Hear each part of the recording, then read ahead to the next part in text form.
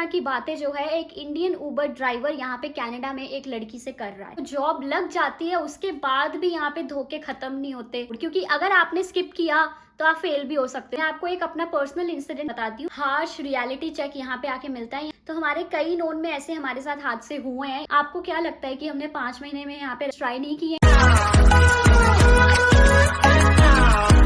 Hi guys, welcome back to our channel that perfect journey और मेरा नाम है वैशाली। तो आज हम एक वीडियो करने वाले हैं बिल्कुल ही नए टॉपिक पे, और वो वीडियो है कुछ रियलिटीज के बारे में जो कनाडा में हमें आके पता चली हैं। जब तक आप यहाँ नहीं आते, वो दर्द, वो चोटें आप नहीं खाते हो, तो आपको पता नहीं चलता है। तो ऐसे ही कुछ एक्सपीरियंसेस के बारे में मैं बात करने वाली हूँ अपने, ताकि आपको पता चले और आप अगर यहाँ आ रहे हो तो आप उनसे अवेयर हो जाओ, ताकि आपको यहाँ आके ऐसी चोटें ना खानी पड़े।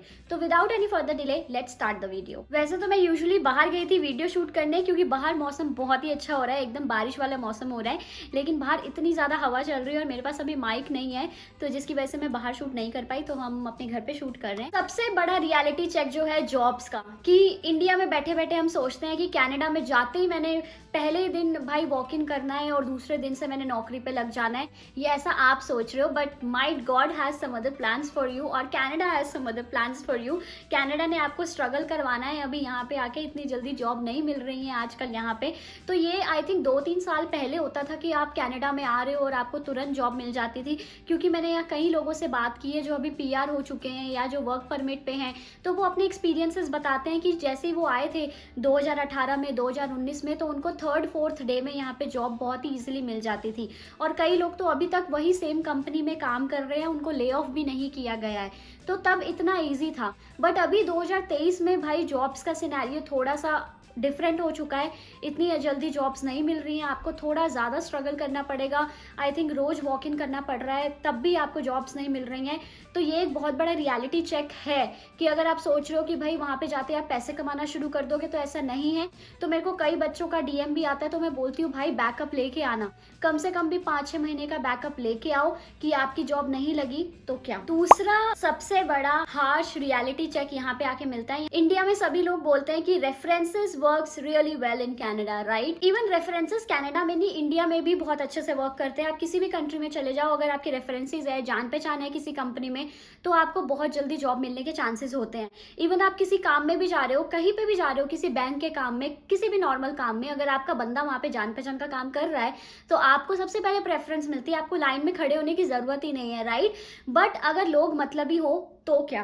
तो कनाडा में लोग बहुत ज़्यादा मतलबी हैं, बहुत ज़्यादा मीन है। इवन रेफरेंसेस भी यहाँ पे काम नहीं कर रहे हैं। आपको क्या लगता है कि हमने 5 महीने में यहाँ पे रेफरेंसेस ट्राई नहीं किए?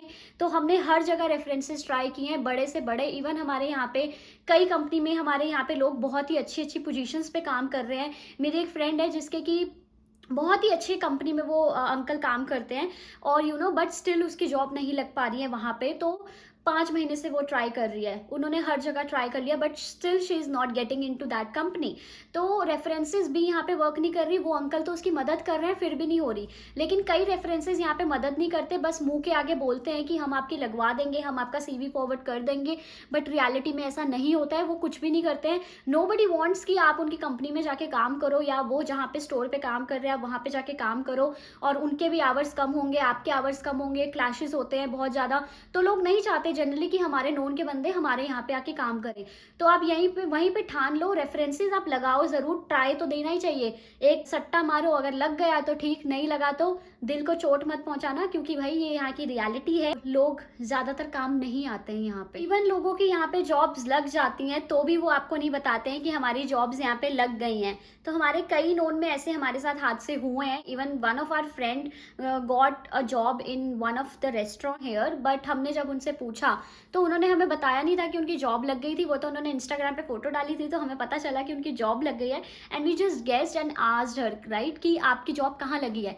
तो उनका आंसर आगे से आता है एक रेस्टोरेंट में लगी है। तो जब हम पूछते हैं कौन से रेस्टोरेंट में लगी है, नाम बताने की बजाय वो हमें बताती है कि यहाँ मोमोज बनते हैं।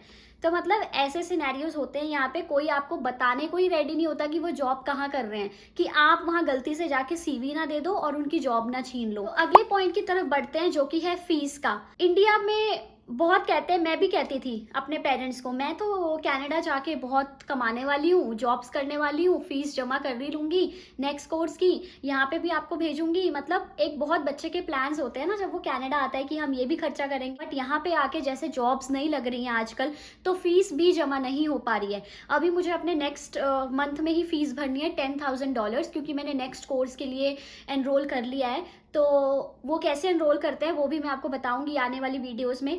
तो मैंने नेक्स्ट कोर्स के लिए एनरोल किया है, तो उसकी मुझे $10,000 फीस भरनी है, बट अनफॉर्चुनेटली मेरी यहाँ पे जॉब ही नहीं लगी, तो मेरे पास भाई फीस भी नहीं है। तो ये भी एक मिथ है जो कि आप तोड़ दो। ये जो फीस थी ना, ये आई थिंक 2 से 3 साल पहले आप यहाँ पे आके इकट्ठी कर सकते थे, बट आजकल का जो सिनारियो है इट्स रियली डिफिकल्ट कि आप यहाँ पे आके फीस जमा कर सको। तो भाई अपना ऐसा ही बैकअप लेके आओ कि आपका बीच में ड्रॉप है या को-ऑप है या कुछ ऐसा सीन है कि आप अपने पैसे जमा कर पाओ अपार्ट फ्रॉम स्टडीज, क्योंकि अगर आप कॉलेज कर रहे हो तो आपको यहाँ पे जॉब मिलना आजकल थोड़ा मुश्किल है, कोई भी प्रेफर नहीं कर रहा है यहाँ पे स्टूडेंट्स को साथ साथ। तो अगर आप फुल टाइम काम कर पाओगे, आपकी पढ़ाई नहीं आएगी बीच में, तभी आप पैसे जमा कर पाओगे।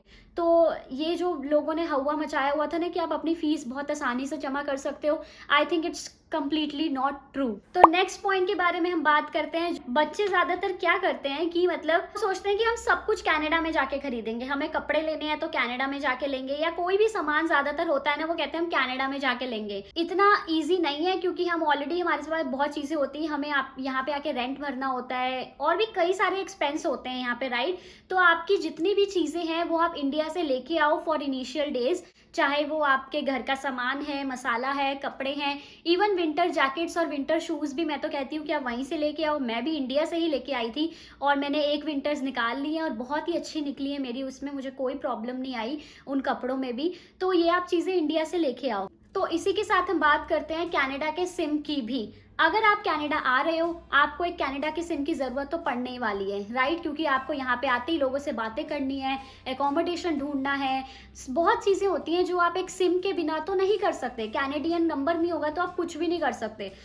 आप बिल्कुल एक होमलेस नहीं होता जैसे, वैसे आप हो जाओगे कनाडा के सिम के बिना। तो कैनेडियन सिम के द्वारा आप इंडिया में ही अपने घर पे at free of charge SIM मंगवा सकते हो।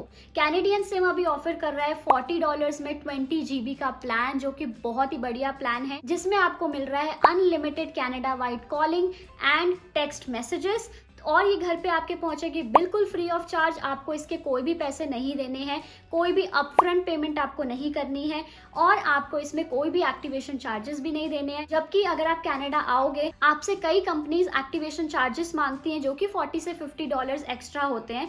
तो जो सिम हमारी होती है ना $50 की, वो आपको पड़ती है $100 से $110 की। तो आई डोंट थिंक कि आप इतने सारे पैसे यहाँ पे वेस्ट करना चाहोगे। तो ये वाली सिम आप अभी अपने घर पे मंगवा लो। आप इनकी वेबसाइट पे जाके आपको बस अपनी डिटेल्स भरनी है, जैसे कि नाम, फोन नंबर और email, and one of their agent will contact you, और ये सिम आपके घर पे बिल्कुल फ्री ऑफ कॉस्ट डिलीवर हो जाएगी। जब भी आपको कनाडा आना होगा तो आप 1 से 2 दिन पहले इसको एक्टिवेट कर सकते हो, ताकि आप हैसल फ्री कनाडा में लैंड हो और अपने डेस्टिनेशन तक पहुंचो और अपने बाकी सारे काम बढ़िया से करो, क्योंकि यहाँ पे आके आपको और बहुत सारी चीजें करनी है। लिंक डिस्क्रिप्शन में है, सिम को अभी ऑर्डर करो। अब हम करते हैं नेक्स्ट पॉइंट की बात, जो कि है पढ़ाई से रिलेटेड। अब पढ़ाई से रिलेटेड बात आ गई है तो पॉइंट को स्किप मत करना, देखना जरूर, क्योंकि अगर आपने स्किप किया तो आप फेल भी हो सकते हो। क्योंकि कई बच्चे यहाँ पे आके पढ़ाई को इतना ज़्यादा कैजुअल ले लेते हैं, निगलेक्ट कर देते हैं कि भाई पढ़ लेंगे। भाई यहाँ पे इंडिया जैसी पढ़ाई नहीं है। अगर आप डेली क्लासेस अटेंड नहीं करोगे, डेली क्लास में जो पढ़ाया जा रहा है उसके रिलेटेड आप असाइनमेंट्स नहीं बनाओगे, तो आप फेल होने के आपके चांसेस हैं। अभी हमारा सेमेस्टर कंप्लीट हुआ है और हमारे बहुत सारे जो क्लासमेट्स थे, even few of our friends as well, उनकी कई सब्जेक्ट्स में जो है, कई कोर्सेज में बैकलॉग लग चुकी है, फेल हो चुके हैं वो लोग। 60% पासिंग मार्क्स होते हैं मोस्ट ऑफ द कोर्सेज में, और किसी को 59 पे अटका दिया, किसी को 54 पे, 55 पे अटका दिया है। तो यहाँ पे भाई पढ़ना बहुत ही ज़्यादा ज़रूरी है। अगर आप डेली क्लासेस को कैजुअली लोगे, नहीं जाओगे, बंक मारोगे, जॉब पे जाना है, ये करना है, वो करना है, और क्लासेस अटेंड नहीं की, तो अल्टीमेटली जो आपका यहाँ पे है ना फ्लैग लग जाएगा, रेड फ्लैग फॉर एवर आपके कोर्स में लग जाएगा, बैकलॉग आ जाएगी। तो इतनी दूर आने का मुझे नहीं लगता कि कोई मतलब होगा।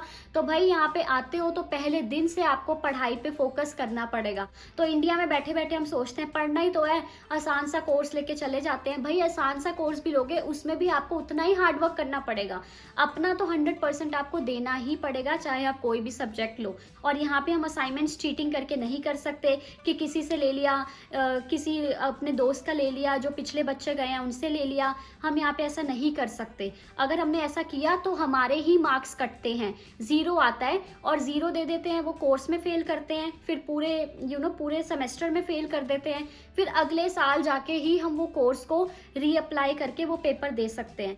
तो पूरा का पूरा जो सिस्टम है वो खराब हो जाता है। तो ये चीज़ आपको यहाँ पे आके नहीं करनी है। तो अभी से वहाँ पे थाम लो, अपनी थोड़ी बहुत स्किल्स डेवलप कर लो। लोग यहाँ पे आते हैं, कई लोगों को लैपटॉप चलाना नहीं आता, Microsoft word, Microsoft power point या जितने भी MS टूल्स हैं वो यूज़ करना नहीं आता है। तो गाइज अभी वहाँ पे आप बैठे हो, वहाँ पे क्लासेस ले लो। और इवन बहुत सारे online free of cost classes आती हैं। लिंक्डइन लर्निंग पे जाओगे, यूट्यूब पे जाओगे, देयर आर मल्टीपल चैनल्स जो आपको सिखाते हैं बेसिक से लेके एडवांस्ड लर्निंग।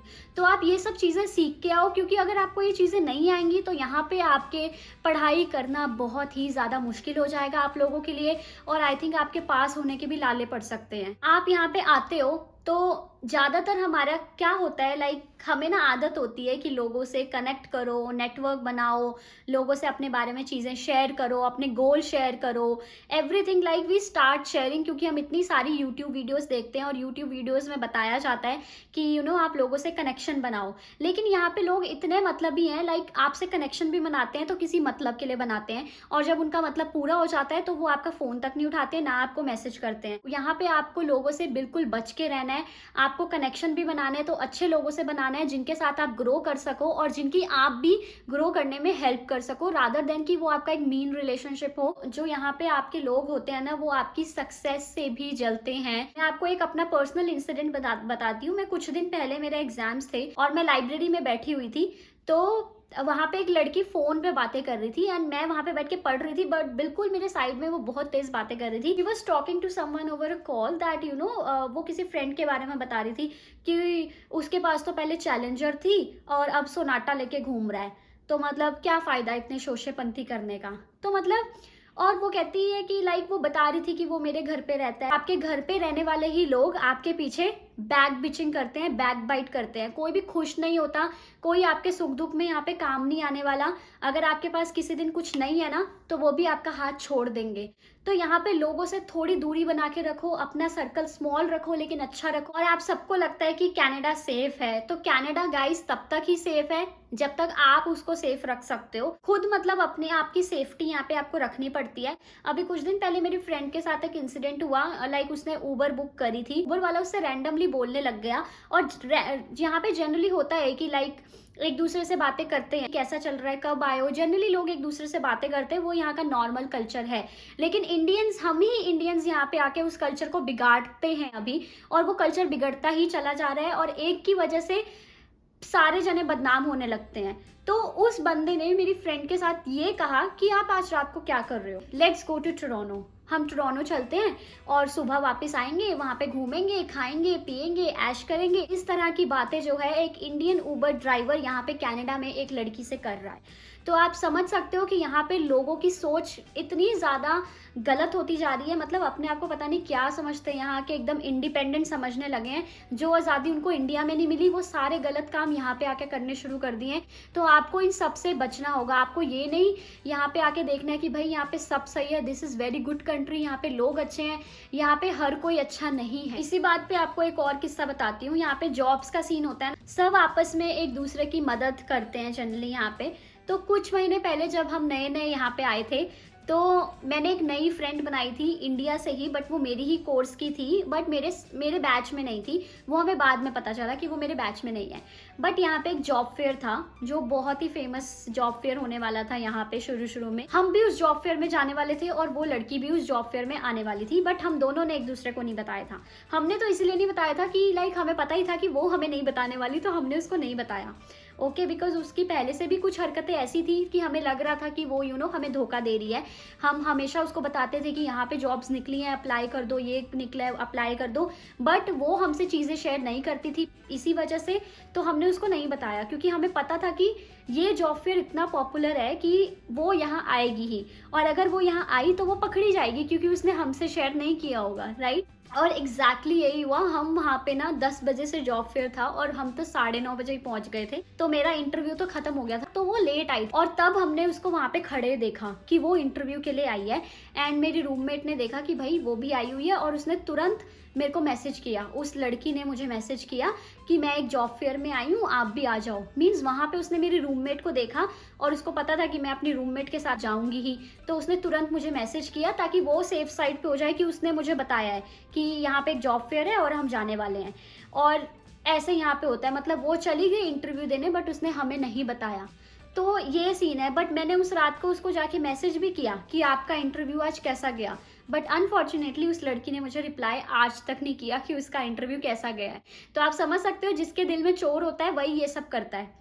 तो यहाँ पे आपको लोग अच्छे दिखेंगे कि हम आपको सब कुछ शेयर कर रहे हैं, मैं जहाँ जा रही हूँ, मैं जो जॉब अप्लाई कर रही हूँ, आपको सब बता रही हूँ, बट ऐसा नहीं होता। हर कोई यहाँ पे सबसे पहले अपने खुद के बारे में सोचता है, और आपके बारे में तो बहुत ही कम सोचेगा। और दोस्तों, हम जॉब्स की इतनी बात कर रहे हैं, तो जॉब लग जाती है उसके बाद भी यहाँ पे धोखे खत्म नहीं होते। मतलब जॉब लग जाती है तो भी यहाँ पे कई इंडियन ओनर्स होते हैं जो बच्चों को पैसे नहीं देते, फ्री में ट्रेनिंग्स करवाते हैं, 10-10 दिन 15-15 दिन ट्रेनिंग करवाते हैं, अपना काम निकलवाते हैं, और 15 दिन बाद बोल देते हैं कि हमें आपकी ज़रूरत नहीं है, और नए बच्चों को रख लेते हैं। यहाँ पे बहुत सारे रेस्टोरेंट में, स्टोर्स में ये चलता ही आ रहा है अभी, मतलब बच्चों के साथ ये धोखा होता है।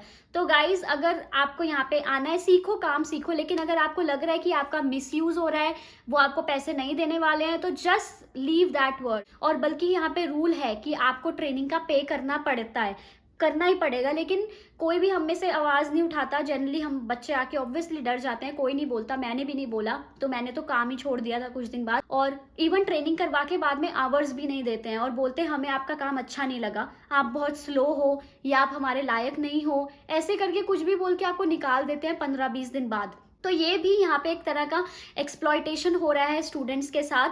तो जब आप आओगे तो आपको इस चीज़ का भी सामना करना पड़ सकता है। इस सबसे इम्पॉर्टेंट बात जो अब मैं आपको कहने वाली हूँ, अगर आप अभी इंडिया में हो, अपने घर पे हो, तो अपना सारा टाइम अपनी फैमिली को दो, अपने घर पे बिताओ, खाओ पियो, वहाँ की जो समोसे, छोले भटूरे, गोलगप्पे, जो खाना है खाओ, क्योंकि आप उन सबको यहाँ पे आके बहुत ज़्यादा मिस करने वाले हो। तो अभी जितना ध्यान हो सकता है अपनी फैमिली पे लगाओ, और बाकी टेंशनें यहाँ पे आके लोगे। क्योंकि हमें भी लगता था कि यार क्या है, रह लेंगे घर से दूर, मज़ा आएगा, घर से दूर रहने में आज़ादी मिलेगी।